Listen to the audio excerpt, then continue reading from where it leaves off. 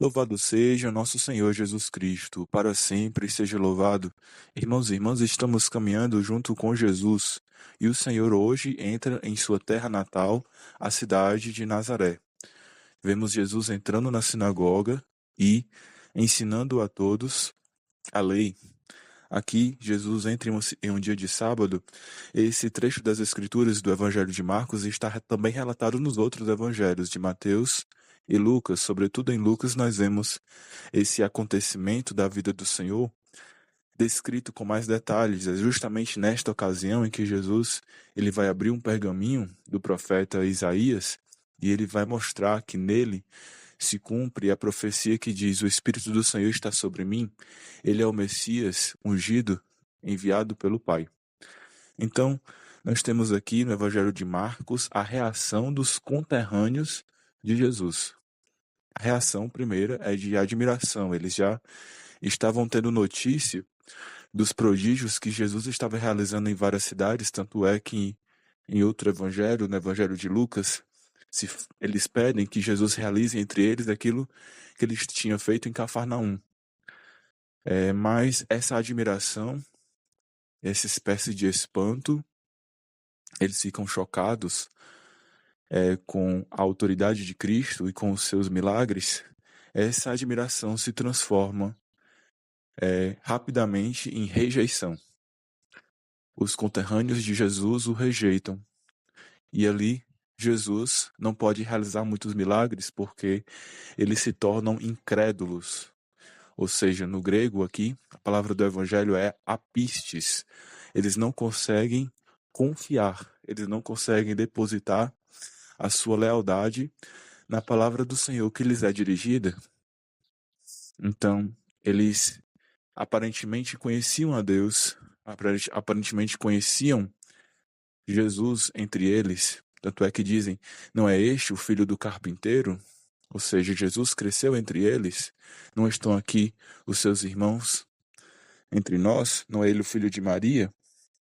De onde lhe vem tanta sabedoria? Como realiza esses milagres? Eles não conseguiram reconhecer o Senhor, justamente porque, como diz o Evangelho de João, ele veio para os que eram seus, mas os seus não acolheram. Ou seja, Jesus é o Messias enviado ao povo de Israel, mas Israel não soube acolher o Senhor. E aqui entre os conterrâneos de Jesus nós temos essa primeira forte rejeição. Talvez por um motivo de natureza humana, por Jesus ter estado entre eles, eles não conseguiram identificar a presença de Deus em algo tão simples, em algo tão ordinário. Ele é um carpinteiro. Não era como um mestre da lei, um fariseu que dedicou toda a sua vida ao estudo das Escrituras.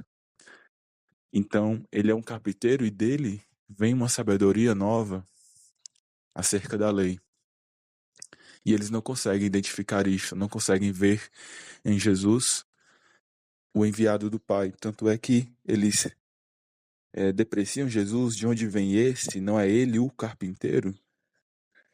E Jesus diz: um profeta não é aceito em sua pátria. Ou seja, enquanto eles chamam Jesus de carpinteiro, Jesus se auto-intitula profeta. Aqui há um contraste entre a opinião dos homens acerca de Jesus, ou seja, só conseguem identificar nele aquilo que eles viram exteriormente, aquilo que Jesus aparentemente mostrava a todos, mas não conseguiram identificar nele o Filho de Deus, ou seja, aquele que com sua autoridade, sabedoria e milagres prodigiosos manifesta a chegada do reino de Deus. Então, aqui nós temos um ensinamento muito importante para a nossa vida espiritual. Jesus não consegue realizar ali muitos sinais. Ele é rejeitado pelos seus conterrâneos por causa da incredulidade deles, por causa da apistes.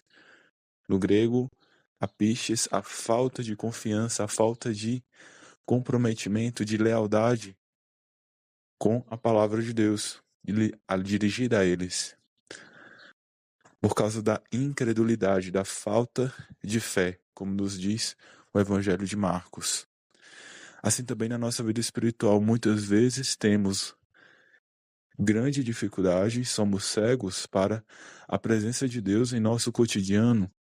Esperamos que Deus intervenha de maneira extraordinária em nossa vida e muitas vezes esquecemos que Deus está agindo no meio de nós através das circunstâncias mais simples, através das responsabilidades do nosso estado de vida.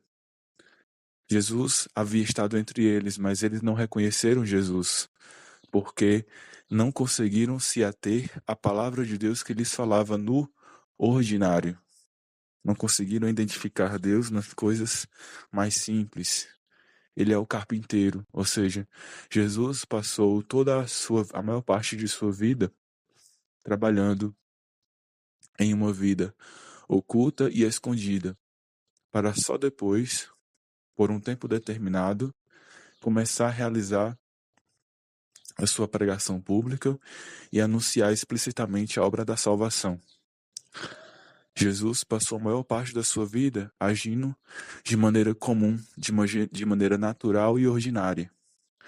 E isso é um convite para todos nós, porque nós somos convidados a ser outro Cristo.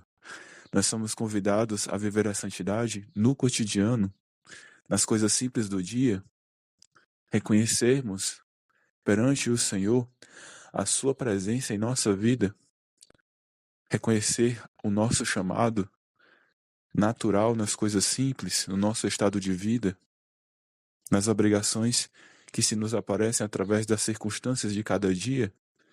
Eles não foram capazes de crer no Senhor, não foram capazes de se aproximar da presença de Deus no ordinário. Que nós sejamos diferentes, que nós possamos beber desta fonte, beber da presença de Deus que age nas coisas simples, procurar a naturalidade, procurar a simplicidade, na certeza de que todo ato humano vivido e banhado com a graça da fé se torna um ato santificador. Todo ato humano digno, todo trabalho digno, todo as circunstâncias mais simples vividas sob a luz da fé, elas se transformam em ocasião de recebermos do Cristo isso que ele vem nos trazer, a sua salvação, aqui a sua cura. Ele ficou admirado com a falta de fé deles, com a incredulidade deles, que nós possamos ter esta certeza. Deus habita no cotidiano de nossas vidas. Ele é o carpinteiro. E também nós temos o nosso chamado, vivermos na presença de Deus, trabalharmos em sua presença, aproveitarmos daquilo que é mais simples para reconhecermos o Senhor. Louvado seja nosso Senhor Jesus Cristo, para sempre seja louvado. Assim seja.